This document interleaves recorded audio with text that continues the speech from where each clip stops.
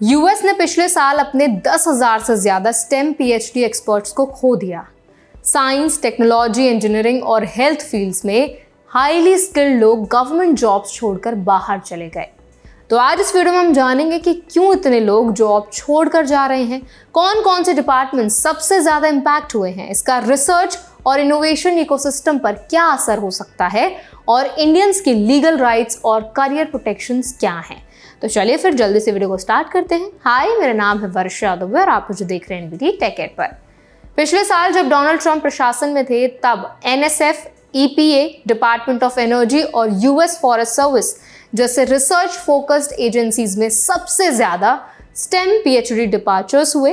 National science foundation NSF में 205 stem PhD holders ही बचे, जो वहां की टोटल पीएचडी वर्कफोर्स का लगभग 40% था। यानी रिसर्च डिपार्टमेंट्स में मास एग्जिट हुआ।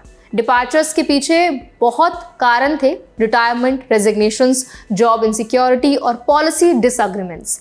कुछ एजेंसीज ने टेम्पररी रिसर्च पोजीशंस ही खत्म कर दी, जिससे एकेडमिक्स और शॉर्ट टर्म रिसर्चर्स की जॉब्स चली गई। एनएसएफ में एकेडमिक रोटेटर्स यानी यूनिवर्सिटी से शॉर्ट टर्म लीव पर आए रिसर्चर्स में से लगभग 75% पोजीशंस हटाई गई। इंडियन स्टेम प्रोफेशनल्स और H1B या O1 वीजा होल्डर्स के लिए बहुत जरूरी है कि वो अपने लीगल राइट्स और वीजा प्रोटेक्शन समझें। जॉब टर्मिनेशन और वीजा स्टेटस: H1B या O1 होल्डर्स अगर एब्रप्टली जॉब छोड़ते हैं या कॉन्ट्रैक्ट खत्म हो जाता है तो USCIS के रूल के हिसाब से ग्रेस पीरियड मिलता है, आमतौर पर 60 दिन का। इस दौरान आप नए एम्प्लॉयर से ट्रांसफर कर सकते हैं या यूएस छोड़कर बाहर जा सकते हैं। इंडियन प्रोफेशनल्स को ये जरूरी पता होना चाहिए ताकि अनलॉफुल ओवरस्टे से बचा जा सके। कॉन्ट्रैक्चुअल प्रोटेक्शंस और एम्प्लॉयमेंट राइट्स: फेडरल जॉब्स या रिसर्च रोल्स में इंडियन स्टेम होल्डर्स के पास लेबर लॉज और यूनियन प्रोटेक्शंस हो सकते हैं। अगर टर्मिनेशन अनफेयर है या रूल्स वायलेट हुए हैं तो लीगल रेमेडीज अवेलेबल हैं।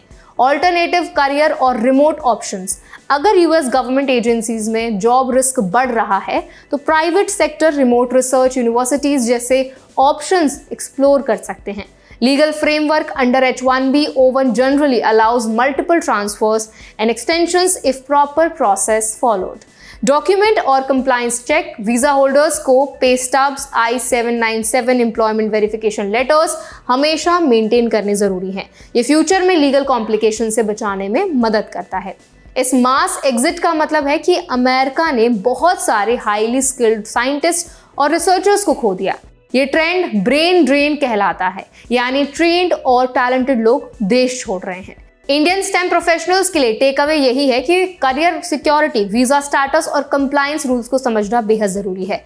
अगर सडन लेऑफ्स या पॉलिसी चेंजेस होते हैं तो लीगल प्रोटेक्शंस का सही इस्तेमाल करके यूएस में अपने लीगल स्टे और करियर कंटिन्यूटी सुरक्षित रख सकते हैं। तो आई होप ये वीडियो आपके लिए हेल्पफुल रहा होगा। इस वीडियो पर आपका क्या टेक है, आप क्या राय रखते हैं, हमें कमेंट्स के जरिए जरूर बताएं। अगर ये वीडियो आपको हेल्पफुल लगा हो तो उसको लाइक जरूर करें, शेयर जरूर करें। ऐसे और भी वीडियोस के लिए, अपडेट्स के लिए, इन्फॉर्मेशन के लिए हमारे चैनल एनबीटी टेक एड को भी जरूर सब्सक्राइब करें।